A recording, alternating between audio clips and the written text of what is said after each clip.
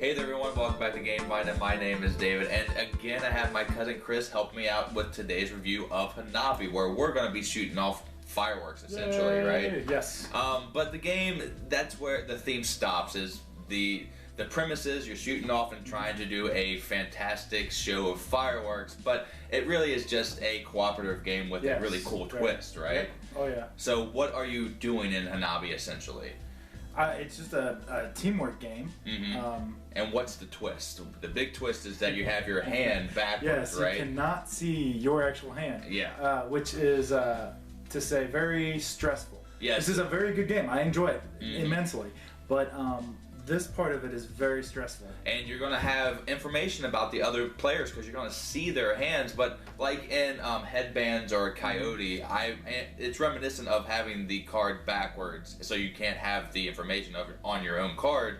But this takes it to a new extreme and puts your whole hand in your hand here, and you don't know what you have, which is why it's so stressful. Yes. So in this small cooperative game of Hanabi, I do want to mention that in 2013 it won the best game of the year for Germany, the Spiel des Jahres, which I think it warrants that. It is a small box game that packs quite a punch. Absolutely. So it just comes with a few cardboard components and a deck of cards. Speaking of components, let's get into those. And then we'll show you how to play it.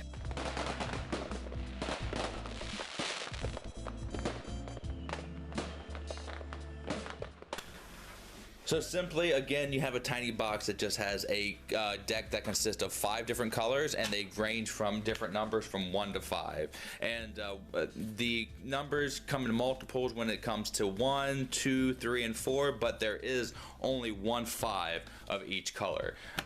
The other variant that we have in the game is the rainbow cards, so I'll go through those briefly right here, but we'll pick up later on how those work. And simply what we have left are the cardboard components. These are the clue tokens, and you're going to be flipping these over when you use them, and these are the timer markers, and these are going to explode when you lose the game, and when and if. So with that being said, now let's show you how to play. So now let's go over the rules and tell you how it's played. And unfortunately, we only have me and Chris here, but you're still going to get a flavor on how this game works. You're going to deal out 5 cards to each player, like me and Chris have here, and we're going to hold it backwards so you can't see the cards yourself. See, I can see all of Chris's cards, and on my turn, I can do one of 3 things. The first thing is I can play a card. Now, without having knowledge, it's not the best thing, but once you get more clues, you have a better kind of sense of what to play. The goal of the game is to get your 5 different color fireworks and have 1, 2, 5 in that order to gain 25 points and to accomplish a perfect game. So when you play a card, it has to be applicable to go in the succession. So in this example, I played a white 1, so 1 hasn't started, and that is going to start 1. But if I were to play this white 3, this would not work, and I would actually take a damage. And you only have 4 different counters here, and this is how the mistakes work. If you make 4 mistakes, you lose the game, and that's every time you make a mistake, the wick gets a little shorter. And since I played that 3 out, that means I did make a mistake, but if I were to play this white 2, it would line up right there, and I wouldn't make a mistake. The other thing that you can do is announce that you're going to be discarding a card. Now, this never results in a mistake, but sometimes you can discard a 5, which there is only 1, and that means you're no longer able to have the perfect game. But when you discard a card, you're able to get back one of these clues if you have used one. So I would discard this and gain my clue back. So speaking of clues, that is the third and final thing that you can do. You can flip over one of these clue timers here and pick anyone at the table and give them a clue about their hand. So when you give a clue, you can either do numbers or colors, but you have to describe all of them. So in the case of my hand, someone can say, you have 3 white cards, and they would point at these white cards, and I would have to remember them face backwards here without my knowledge. And I can do anything I want. I can flip the cards and upside down, and the backs are different for that reason, or I can kind of turn them like this if I want, but I know these last 3 cards here are white because of that clue. Or I can do numbers. Now, in the case of Chris's hand, I can say these 2 cards here are 3s, and he would have to do whatever he wants to do to remember that we have 2 3s right there. Now, they could be different colors, which most of the time, if it's 3s, it's 50-50. But that is how the clue turn works. The other thing that I want to mention is if you discard a player card, you do replenish your hand back up to 5. But you want to make sure to put the card in your hand so you know that this is the newest card. Most people like to put the newest cards to the right or to the left. It's really personal preference. Okay, so players will continue to do this, going from turn to turn, giving clues, discarding cards, playing cards, until they try to accomplish as many points as they possibly can. So this is what a perfect game would actually look like. If there's any point where you cannot give a clue, you have to either play a card or discard. So keep that in mind as well. So there is a scale here that shows you how well you did. Each time you play the game, you're going to win. It just matters how well did you win. 5 points means it's horrible, booed by the crowd. 6 to 10, it was just a hint of scattered applause. 11 to 15, it's honorable mention, and then excellent, and then goes all the way up to 25, which is legendary. Everyone left speechless, stars in their eyes. And I think we've accomplished that or gotten near it at least once, but that is how you would score. But again, if like one of the 5s is either discarded, it's going to be out, and it's no longer going to be applicable to have a perfect game. So this is what a game would look like if you discarded one of the 5s. But that is what you're after, trying to make the best fireworks show you possibly can. The last thing that I'll mention here is the variant of rainbow fireworks. Now, these come into play if you want to make the game a little harder. Now, I'm not sure why you would want to do that, but you can.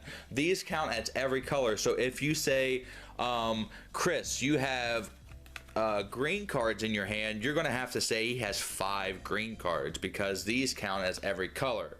Now, the numbers aren't going to hurt you as much when it comes to that, the rainbow colors, but the colors will amp up the difficulty when it comes to playing this game.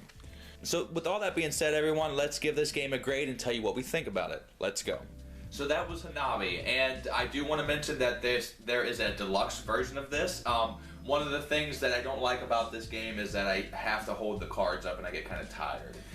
So the tile version of this is much preferable to the cards, though I do hear that it has a funny smell. So there's that. So as we always do on GameVine, I'm going to be giving this game a grade and or a letter, and I gave this a 76%, which is a midweight C, which I think is good for a smaller game, though this won the best board game of the year, so it might be kind of low in that standard.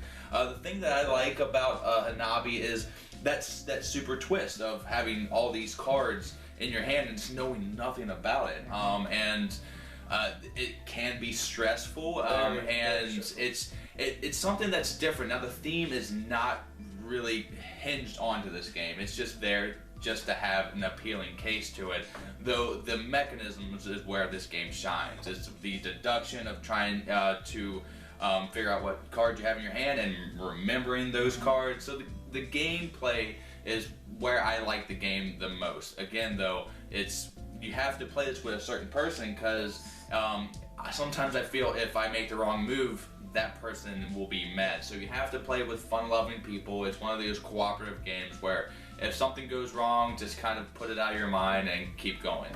With that being said, what are you going to be giving this game? I don't know what kind of scale you want to do, thumbs up, or if you like it, just tell us what you think about it. Right, I really don't have a scale yet. I've only done this this is the second time I've done with you, so it's definitely a fun game for me. I would give it a thumbs up. It's like Dave was saying, very stressful in the fact that it's a co-op game, so you don't want to let the players down. Yeah. You want to be very helpful. You want to be very into the game, but it is hard to remember what everybody has told you on the clues, and that's the part that can get very stressful. How you play them and how you do the. I start to sweat and stink and get headaches and stuff like that. Though, as long as you're not getting rid of 5s, you should be fine, because there are multiple of every card. Though again, when you're deep into that game and you got rid of that one red 3, that becomes Yes. a red 5 And in I your mind. will tell you one thing. When as Little Dave mentioned earlier, we did, I think, got the perfect score. Yeah, I'm pretty sure we did. But, that was off Dave's face. Yeah, Facial expression. that kind of threw it stuff off. will happen. So you're going to have to really discuss within your party what is legal, because I couldn't help it. When his fiance and Yes. soon-to-be wife was about to grab the red 5, my Discard face it. was like this. And I mean, you only are allowed to give clues on Numbers and colors.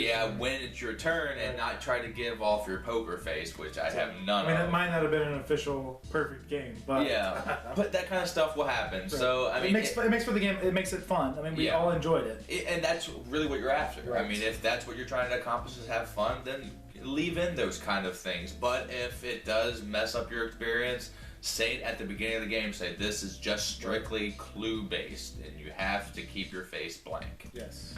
But like I said, thumbs up for me. I would play it again anytime. Yeah, it's a good filler. It's a small game, and I'm just so surprised it won such a renowned big award and being such a small package. So that is it from us on Gamevine today. I have been Dave. I'm Chris. And thank you so much for watching. Until the next time that we see you, have a great rest of your day and a great time with all that you play. You heard it here on the Gamevine. We're out. Yay.